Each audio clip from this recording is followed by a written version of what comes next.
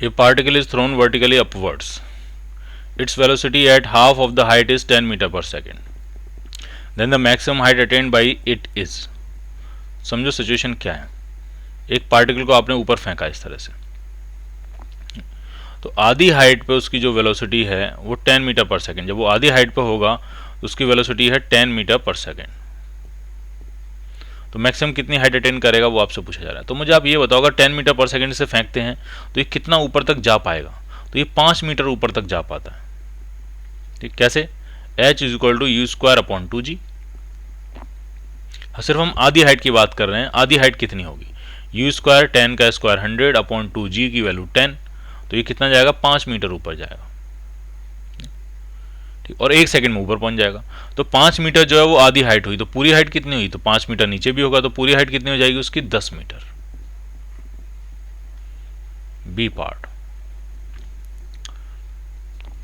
और ये आपको वैसे भी आना चाहिए समझ में। अगर आप किसी को रेस्ट से गिराते हो तो 1 सेकंड के बाद सिचुएशन क्या होती है? तो 1 सेकंड में वो 5 मीटर कवर करता है और उसके पास वेलोसिटी 10 मीटर पर सेकंड होती है। लगा लो आप v equal to u plus 80। तो 1 सेकंड के बाद में 1 सेकंड अगर आपने किसी को रेस्ट से गिराया तो मैं 1 सेकंड के मोशन की बात कर रहा हूँ।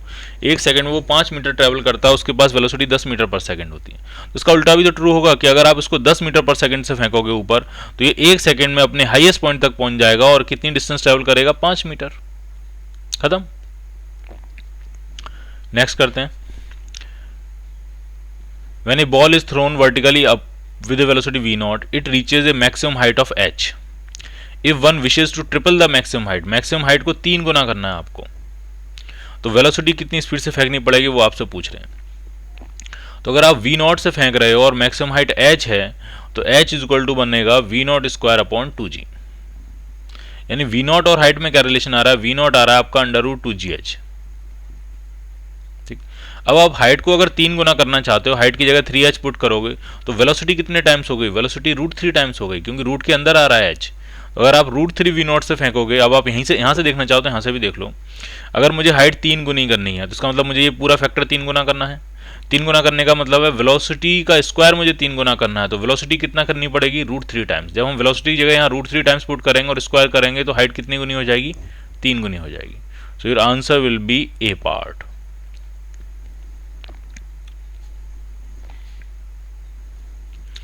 A man in a balloon rising vertically with an acceleration of 4.9 meter per second square releases a ball 2 seconds after the balloon is let go. Balloon छूटने के 2 सेकंड के बाद उसने एक बॉल रिलीज करी और बैलून ऊपर की तरफ एक्सेलरेट कर रहा है 4.9 मीटर पर सेकंड स्क्वायर से।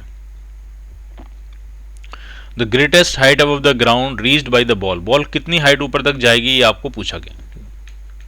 तो इसको हम इस तरफ करते हैं। मान लिया ये है आपका ग्राउंड और यहां से आपने एक बैलून को जो है बैलून रिलीज किया है। बैलून का अपवर्ड एक्सेलरेशन है 4.9। तो 2 सेकंड में होगा क्या? 2 सेकंड में वो कितनी हाइट गेन कर लेगा और कितनी स्पीड गेन कर लेगा ये जरा फाइंड करते हैं। तो जो वेलोसिटी गेन कर लेगा वो v equal to u plus 80, तो ये आ जाएगी 9.8 मीटर पर सेकंड। इतनी वेलोसिटी गेन कर लेगा। कितनी हाइट आ जाएगी? तो h equal to u t plus half a t square, half a 4.9 into t का स्क्वायर यानी 4। तो ये हाइट जो होगी वो भी 9.8 मीटर हाइट पे होगा। यानी बैलून 9.8 मीटर हाइट पे होगा और 9.8 मीटर पर सेकंड स्क्वायर पर सेकंड से ही चल रहा होगा। और उस टाइम आपने उसमें से एक बॉल ड्रॉप कर दी, तो बॉल की इनिशियल वेलोसिटी तो वही होगी ना जो बैलून की वेलोसिटी होगी। और कितनी होगी? 9.8 मीटर पर सेकंड। अभी पूछ रहे हैं कितना ऊपर और जाएगा, ये पूछ रहे हैं टोटल। तो 9.8 देखती समझ में आ गया। अगर रिटार्डेशन 9.8 का है तो 1 सेकंड तक ऊपर जाएगा और कितना ऊपर जाएगा? 4.9 मीटर ऊपर जाएगा। कैसे निकालना है? h is equal to u square upon 2g। तो ये बॉल रुकने से पहले 4.9 मीटर और ऊपर जाएगी और फिर ये ग्राउंड पे गिरेगी। तो मैक्सिमम से मैक्सिमम हाइट इसने कितनी कवर करी? तो 9.8 तो इसको बैलून नहीं पहुंचा दिया था ऊपर, और फिर जब रिलीज कर दी तो अपने आप से 4.9 मीटर और जा रही है। तो टोटल कितनी जाएगी? ये टोटल आएगी 14.7 मीटर्स ये हाइट और कवर करेगी। Clear? Your answer will be A part.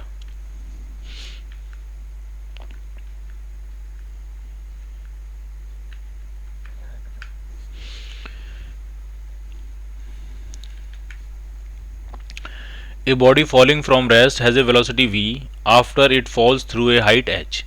h गिरने के बाद उसके पास वेलोसिटी v आ जाती है, तो ये तो हमें भी पता है कितनी वेलोसिटी होती है। h गिरने के बाद उसके पास जो वेलोसिटी आ जाती है v, तो v होगा √2gh।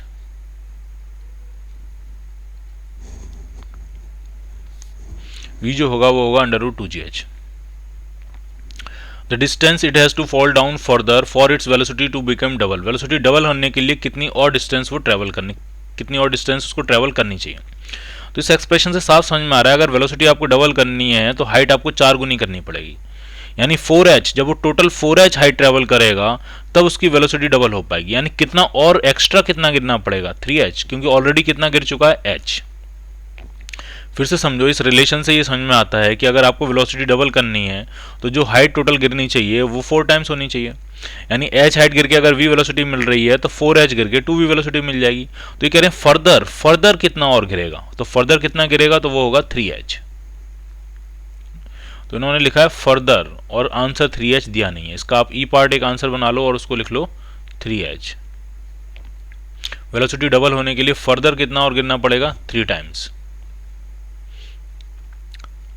20th, a ball is released from height h and another from 2h. The ratio of time taken by the two balls to reach the ground। बहुत ही सिंपल है, एक को h से गिरा रहे हैं, एक को 2h से गिरा रहे हैं, टाइम का रेशियो पूछा है। तो टाइम अगर आप h से किसी को गिराते हो तो टाइम लगता है √2h/g। तो अगर आप डबल हाइट से गिराओगे तो टाइम √2 टाइम्स ज़्यादा लगेगा। तो ये h वाले का टाइम है, मान लिया इसको t1, और ये 2h वाले का टाइम ये हो जाएगा √2 × 2h/g। दोनों का रेशियो अगर हम निकालेंगे T1/T2 तो ये आपको मिलेगा 1/√2। So your answer will be A part.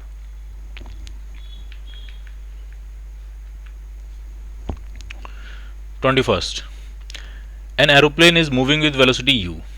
It drops a packet from a height h. The time taken by the packet in reaching the ground. अब कुछ कहा नहीं है किधर मूव कर रहा है एरोप्लेन, तो हम मान लेते हैं कि वो हॉरिजॉन्टली मूव कर रहा होगा,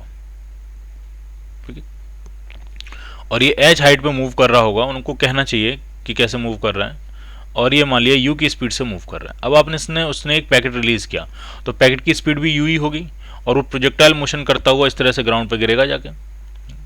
लेकिन टाइम, तो अभी एक क्वेश्चन आया था जिसमें एक पार्टिकल को आपने रेस्ट से गिराया था और एक को हॉरिजॉन्टली फेंका था, दोनों को जो टाइम लगा था वो सेम लगा था, और वो टाइम कितना आया था, वो टाइम आया था √2h/g। So your answer will be D part. Clear, ये बात आपको एकदम दिमाग में सेट रखनी है कि पार्टिकल को रेस्ट से गिरा दो उसी हाइट से, और उसी हाइट से पार्टिकल को हॉरिजॉन्टली फेंक दो, दोनों को जो टाइम लगता है वो क्या लगता है, वो सेम लगता है, क्योंकि दोनों के वर्टिकल मोशन एकदम आइडेंटिकल होते हैं। इनिशियल वर्टिकल वेलोसिटी दोनों की 0, वर्टिकल एक्सेलरेशन दोनों का सेम, वर्टिकल डिस्प्लेसमेंट दोनों को सेम कवर करना है, सेम टाइम पर रिलीज किए गए हैं, तो फाइनल टाइम भी क्या होगा रीच करने का, सेम होगा।